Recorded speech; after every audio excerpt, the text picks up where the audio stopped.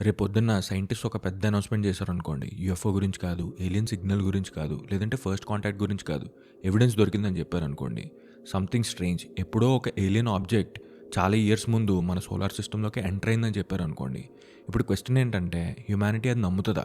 పెద్ద పెద్ద డిస్కవరీస్ ఎప్పుడు చాలా ఆర్డినరీగా ఉండొచ్చు. మూవీస్‌లో ఏలియన్స్ అలా వస్తారు. పెద్ద పెద్ద స్పేస్ షిప్‌లు, పెద్ద పెద్ద లైట్లు ఎలా వస్తారు హాలీవుడ్ స్టైల్‌లో. కానీ నిజంగా రియాలిటీలో ఏలియన్స్ అలా రావాల్సిన అవసరం ఉందా? వాళ్ళు చాలా అడ్వాన్స్ సివిలైజేషన్ అయితే. ఊహించుకోండి, ఒక అడ్వాన్స్డ్ ఏలియన్ సివిలైజేషన్ మనకన్నా 1000 ఇయర్స్ అడ్వాన్స్డ్ అనుకోండి. లేదంటే 10,000 లేదంటే 1,000,000. వాళ్ళు ఫిజికల్‌గా రావాల్సిన అవసరం ఉందా? మేబీ వాళ్ళు మషీన్స్ పంపించొచ్చు. లేదంటే ప్రోబ్స్ క్రియేట్ చేసి అవి పంపించొచ్చు. వాళ్ళు డైరెక్ట్‌గా రావాల్సిన అవసరం లేకపోవచ్చు. సైంటిస్ట్స్ ఇక్కడే ఒక ఇంట్రెస్టింగ్ కాన్సెప్ట్ ప్రపోజ్ చేశారు. దాన్నే వాన్ న్యూమన్ ప్రోబ్స్ అంటారు. అంటే ఏంటంటే ఏలియన్ స్పేస్‌లోకి ఒక మషీన్ పంపిస్తారు. ఆ మషీన్ ఇంకొక మిషన్ క్రియేట్ చేస్తది. అలా వాటిని అవే క్రియేట్ చేసుకుంటూ వెళ్ళి చాలా వరకు గ్యాలక్సీని మొత్తం ఎక్స్‌ప్లోర్ చేయగలుగుతారు. ఒకటే సివిలైజేషన్ కానీ చాలా మిలియన్స్ ఆఫ్ ప్రోబ్స్ ఉండడం వల్ల మొత్తం గ్యాలక్సీని ఎక్స్‌ప్లోర్ చేయగలుగుతారు. సో, ఏలియన్స్ డైరెక్ట్‌గా రావాల్సిన అవసరం లేదు. వాళ్ళ మషీన్సే ఆ పని చేస్తాయి. ఇప్పుడు క్వెషన్ ఏంటంటే ఏలియన్స్ నిజంగా ఉంటే అసలు ఈ ఐడియా పాసిబుల్ అయితే ఆ ప్రోబ్స్ అన్నీ ఎక్కడున్నట్టు? మనం జనరల్లీ ఏలియన్స్ అంటే పెద్ద పెద్ద షిప్‌లు ఎక్స్‌పెక్ట్ చేస్తాం.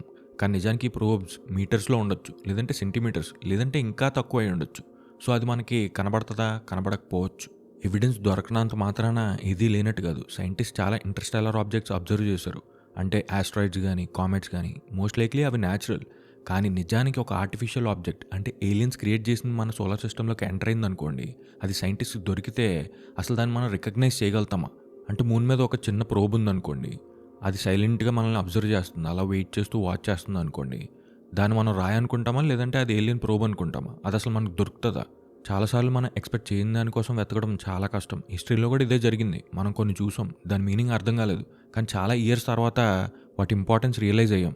ఒకవేళ ఏలియన్స్ ఎగ్జిస్ట్ అయినా వాళ్ళు దొరక్కపోవడం మన ప్రాబ్లమ్ కాదు. మేబీ మన ఇంటర్ప్రిటేషన్‌తో ప్రాబ్లమ్ అయ్యి ఉండొచ్చు. ఇంకొక ఇంట్రెస్టింగ్ పాసిబిలిటీ ఏంటంటే మేబీ ఏలియన్స్ విజిట్ చేసి ఉండొచ్చు ఎర్త్‌ని. కానీ మనల్ని కాంటాక్ట్ చేయకపోవచ్చు. ఎందుకంటే మేబీ మనం చాలా ప్రిమిటివ్ అనుకోవచ్చు. లేదంటే సైంటిఫిక్ స్టడీ అనుకోవచ్చు. లేదంటే వాళ్ళు సైలెంట్‌గా అబ్జర్వ్ చేస్తూ ఉండొచ్చు. సైంటిస్ట్ జనరల్‌గా ఎక్స్‌పెరిమెంట్‌ని అబ్జర్వ్ చేస్తారు గానీ దాంతో ఇంటర్ఫియర్ అవ్వరు. ఇప్పుడు ఇమాజిన్ మన వార్స్, మన టెక్నాలజీ ఎవల్యూషన్, మన ఏఐ ఇవన్నీ ఏదో ఒకటి మనల్ని సైలెంట్‌గా అబ్జర్వ్ చేస్తూ ఉంటే ఎలా ఉంటది? Just waiting, recording, watching. కానీ ప్రాబ్లమ్ ఏంటంటే మన దగ్గర ప్రూఫ్ లేదు. సైంటిఫిక్ ఎవిడెన్స్ లేదు.